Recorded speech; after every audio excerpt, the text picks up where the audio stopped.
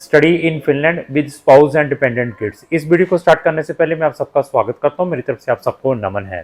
जिन बच्चों ने जैन 2026 में फिनलैंड में पढ़ने के लिए जाना है तो स्टिल हमारे पास आपको एक तो यूनिवर्सिटीज़ के ऑप्शन मिल सकते हैं जिनके पोर्टल स्टिल ओपन है।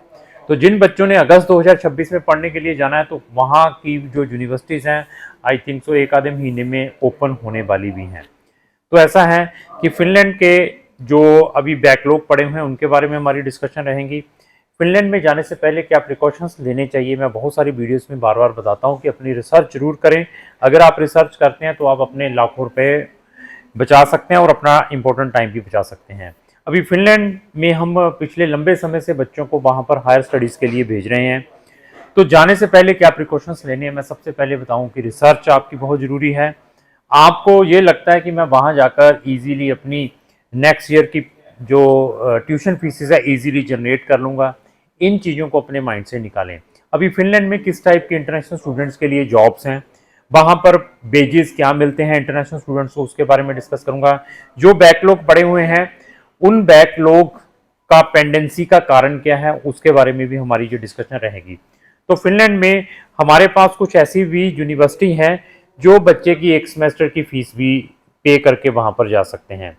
तो उसके लिए बच्चे के पास प्रोफाइल बहुत इंपॉर्टेंट है।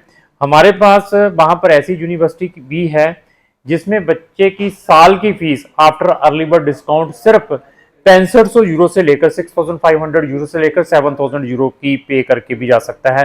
बट अगेन डिपेंड है प्रोफाइल क्या है बच्चे की, परसेंटेज क्या है, ऐसी यूनिवर्सिटी भी मिल सकती हैं। और हमें ये भी सुनने को आया कि फिनलैंड आने वाले टाइम में मे भी अभी फिर दोबारा एक सेमेस्टर की फीस इंट्रोड्यूस कर सकता है।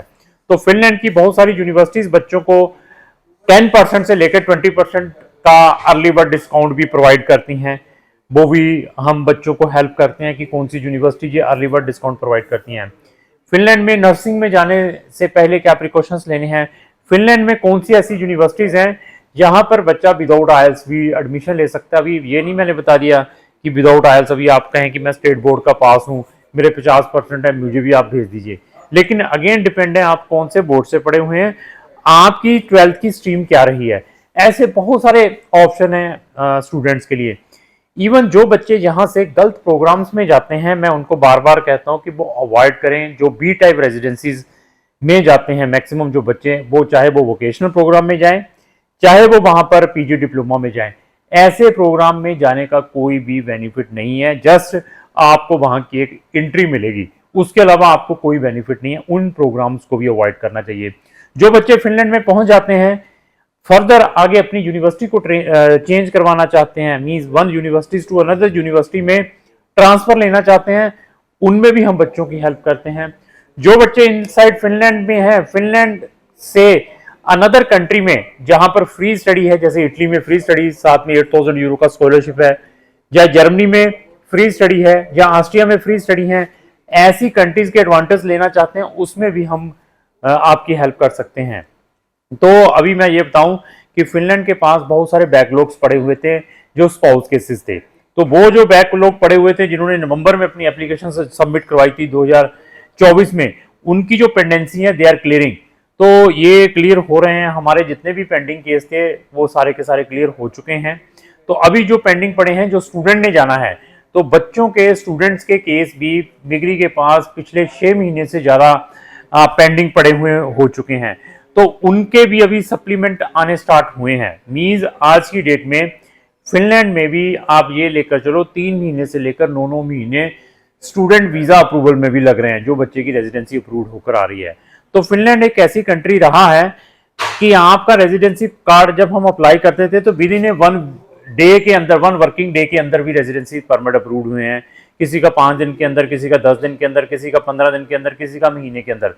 तो आज की जो सिचुएशन है नोवा डे चल रही है, वो 3 महीने से लेकर 9 महीने का टाइमिंग लग रहा है बच्चों के डिसीजन आने में। तो अगर आपका भी केस ऐसा कोई पेंडिंग पड़ा हुआ है, आप हमारा कोई ओपिनियन लेना चाहते हैं, तो आप हमें भी संपर्क कर सकते हैं। आप फिनलैंड में पहुंच चुके हैं, आपने अपने स्पाउस और डिपेंडेंट बच्चों के वीजाज नहीं अप्लाई किए तो अभी करवाना चाहते हैं, उनकी सर्विस भी हम बच्चों को प्रोवाइड कर सकते हैं।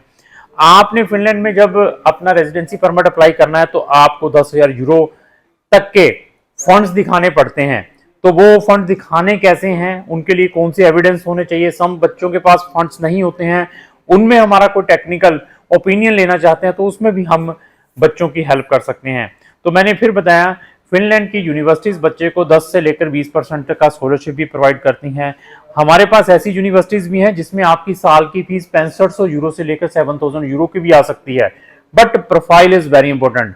हमारे पास ऐसी भी यूनिवर्सिटीज हैं जो आने वाले टाइम में मैंने बताया कि इस सेमेस्टर में भी वो एक सेमेस्टर की ही बच्चे की फीस ले रही हैं। तो ये सारी की सारी चीजों को, इंफॉर्मेशन को हम बच्चों के साथ शेयर करते हैं। ये एडवांटेज वही प्रोवाइड कर पाएगा जिन्होंने फिनलैंड में नंबर ऑफ स्टूडेंट्स को हायर स्टडीज के लिए भेजा है। तो अगर आपने फिनलैंड में जाना है तो हमारी 2 डेडिकेटेड प्ले लिस्टें हैं, study in Finland, success story of Finland. दोनों के लिंक मैंने डिस्क्रिप्शन बॉक्स में लगाए हैं। वहां जाकर आप फिनलैंड से रिलेटेड हमारी नंबर ऑफ वीडियोस वॉच करें, फ्री में नॉलेज लें, तब डिसीजन लें। तो अभी प्रोग्राम्स के बारे में डिस्कस करते हैं। वहां पर आपको हर एक स्ट्रीम में प्रोग्राम मिल सकता है। ह्यूमैनिटीज वाला बच्चा, इंजीनियरिंग वाला, बिजनेस वाला है या मेडिकल का स्टूडेंट है, हर एक स्ट्रीम में बैचलर में, मास्टर में एडमिशन मिल सकता है। कुछ प्रोग्राम्स में एडमिशन लेने के लिए काफी चैलेंजेस फेस करने पड़ते हैं। मे बी आपको कोई एंट्रेंस एग्जाम देना पड़ सकता है, मे बी आपकी कोई इंटरव्यू है, उनमें भी हम बच्चों को टिप्स प्रोवाइड करते हैं कि आपका एडमिशन कैसे आ सकता है। इवन हमारे पास नर्सिंग के, जिन्होंने बीएससी नर्सिंग करनी है, विदाउट एंट्रेंस एग्जाम दिए भी नर्सिंग में बच्चों को एडमिशन मिल सकता है। तो अभी आते हैं कि जब फिनलैंड में बच्चा पहुंच जाता है तो वहां जाने के बाद सर किस टाइप की हमारे पास जॉब्स की अवेलेबिलिटी है। तो जॉब्स में वहां पर जाने के बाद काफी डिफिकल्ट है क्योंकि आप अनस्किल हैं, जॉब्स मिलती नहीं है। आपके पास एटलीस्ट 1 साल का खाने का और 1 साल की फीस के अगर पैसे हैं तभी फिनलैंड या किसी भी कंट्री की ओर तवज्जो करें, क्योंकि जाते आपको जॉब्स नहीं मिल पाएंगी। जॉब्स किस टाइप की मिलती हैं? हॉस्पिटैलिटी लाइन में आपको जॉब मिल सकती है, रिटेल में आपको जॉब मिल सकती है, लॉजिस्टिक में आपको जॉब मिल सकती हैं, क्लीनिंग में आपको जॉब मिल सकती हैं। इस टाइप की जॉब्स हैं, डिलीवरी की जॉब्स हैं। ऐसी इस टाइप की जो जॉब्स हैं इंटरनेशनल स्टूडेंट्स को वहां पर मिलती हैं। आईटी सेक्टर्स में भी है, अगर आप आईटी प्रोफेशनल हैं, आईटी में आपको कुछ आता है तो उनमें भी आपको वहां जाने के बाद पार्ट टाइम में जॉब मिल सकती है। वर्किंग राइट 30 घंटे इन ए वीक है। पोस्ट स्टडी परमिट आपको 2 साल का मिलता है और इवन ए टाइप रेजिडेंसी मिलता है। जो ए टाइप रेजिडेंसी है आपके पीआर में भी काउंट होता है। अभी कहानी आती है कि सर वहां पर जो वेजेस हैं 1 घंटे के इंटरनेशनल स्टूडेंट्स को क्या मिलते हैं। 1 घंटे में जो बच्चा है 7 से 8 यूरो से लेकर 12 यूरो तक का मिलता है। डिपेंड है कि आपको कौन सी टाइप की वहां पर जॉब मिली है। मतलब नेट शेल 7 यूरो से लेकर 12 यूरो पर घंटे के हिसाब से बच्चों को वहां पर वेजेस मिलती है। नेट शेल बच्चा महीने में अगर जॉब मिलती है, मतलब 30 घंटे वर्किंग राइट है, अगर आपको महीने में 30 घंटे जॉब मिलती है हर वीक, तो आप महीने में 800 यूरो से लेकर 1000 यूरो कमा सकते हैं। लेकिन it is very big challenge, easy नहीं है। जाने के बाद आपको बहुत सारी चैलेंजेस को फेस करना पड़ता है। आपके स्टडी टाइम को पीआर में भी ये कंट्री काउंट करती है। शेंगन में ऐसी कोई भी कंट्री नहीं है जो कि आपके स्टडी टाइम को भी पीआर में काउंट करे। मींस अगर आप वहां पर मास्टर डिग्री करते हैं, बैचलर के लिए गए हैं, तो मास्टर कंप्लीट करने के बाद ही आप वहां पर अपनी पीआर भी अप्लाई कर सकते हैं। मतलब 5 साल के बाद अपनी पीआर अप्लाई कर सकते हैं, लेकिन उसके अंदर कुछ कंडीशंस हैं, वो कंडीशंस को आपको फॉलो करना पड़ेगा। वो क्या कंडीशंस है वो हम बच्चों के साथ शेयर करते हैं जब बच्चे हमारे पास यहाँ पर हमारा कोई ओपिनियन लेने के लिए आते हैं। तो मैं नेटशल ये बताऊं कि ये शेंगन के अंदर ऐसी कंट्री है जो कोई भी कंट्री 30 घंटे वर्किंग राइट नहीं दे रही। शेंगन के अंदर हम शेंगन में 29 कंट्रीज में बच्चों को पढ़ने के लिए भेजते हैं। किसी भी कंट्री में 30 घंटे वर्किंग राइट नहीं है हफ्ते में।